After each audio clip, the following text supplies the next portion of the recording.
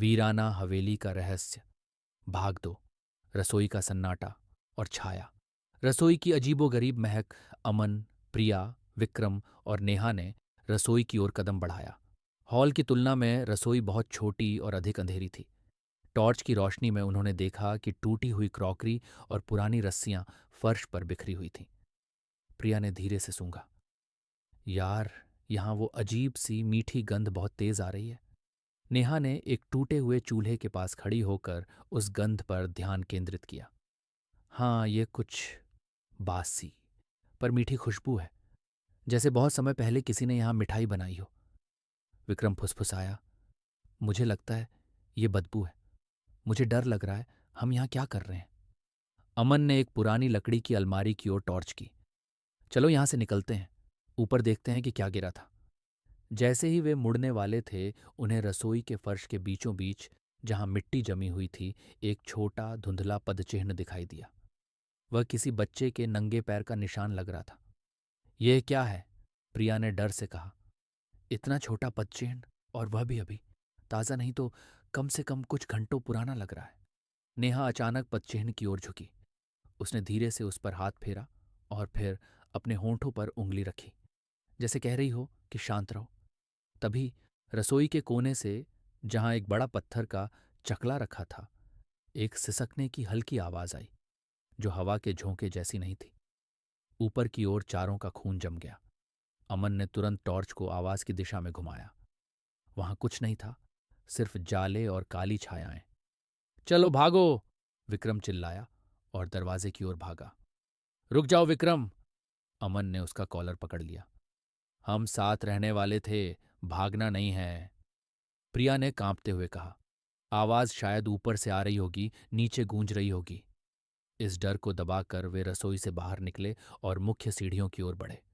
सीढ़ियां लकड़ी की थीं और हर कदम पर भयावह चरमराहट की आवाज आ रही थी, मानो हवेली उन्हें अंदर खींच रही हो।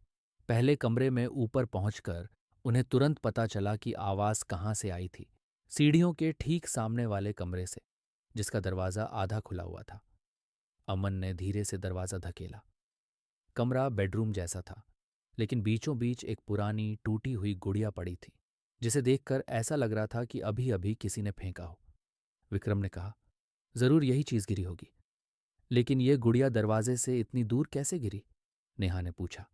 अमन ने गुड़िया को उठाया। वह मिट्टी और कपड़े से बनी थी। उसकी आंखें एक ही जगह घूर रही थीं। जैसे ही उसने गुड़िया को हिलाया, गुड़िया के अंदर से एक चाबी नीचे गिर गई। ये चाबी पुरानी और तांबे की बनी थी।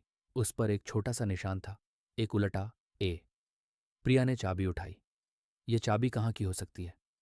तभी कमरे के दूसरे कोने से, जहां एक बड़ा ड्रेसिंग टेबल था, उस पर रखी शीशी अचानक हवा में उछली और जमीन पर गिरकर टूट गई। परछाई के बिना, हवा के बिना, शीशी अपने आप गिरी थी। भयानक दृष्टि। विक्रम अब रोने लगा। यहां कुछ है, ये जगह बुरी है, हम मर जाएंगे। अमन ने गुड़िया को जमीन पर फेंका और चीखा, जो कोई भी यहां है, बाहर आओ। कमरे में सन्नाटा छा गया। इतना गहरा सन्नाटा कि वे अपनी सांसों की आवाज भी सुन सकते थे। अचानक सामने वाली दीवार पर लगे एक बड़े पुराने आईने में कुछ हलचल हुई। आईना अचानक चमकीले लाल रंग से भर गया और उस लाल रंग के बीचों बीच उन्हें एक महिला का चेहरा दिखाई दिया। उसके बाल बिखरे हुए थे, उसकी आंखें सफेद और खाली थीं, और उसके चेहरे पर भयानक दर्द का भाव था। वह चेहरा उनकी ओर बढ़ रहा था। प्रिया चीखी, भागो! जैसे ही वे मुड़ने लगे, उन्होंने देखा कि दरवाजे के ठीक बाहर नेहा खड़ी है। लेकिन यह नेहा नहीं थी। वह वापस मुड़ी हुई थी। उसके हाथ हवा में लटके हुए थे और वह एक ऐसी आवाज में मुस्कुरा रही थी जो इंसान की नहीं थी। तुम कहीं नहीं जा रहे? अगले भाग में, क्या नेहा सचमुच वही है जो वह दिखती है? उस तांबे की चाबी का रहस्य क्या है? क्या वे हवेली के इस भयानक जाल से बच पाएंगे? क्या आप चाहते हैं कि मैं इस कहानी का तीसरा भाग आगे बढ़ाऊं?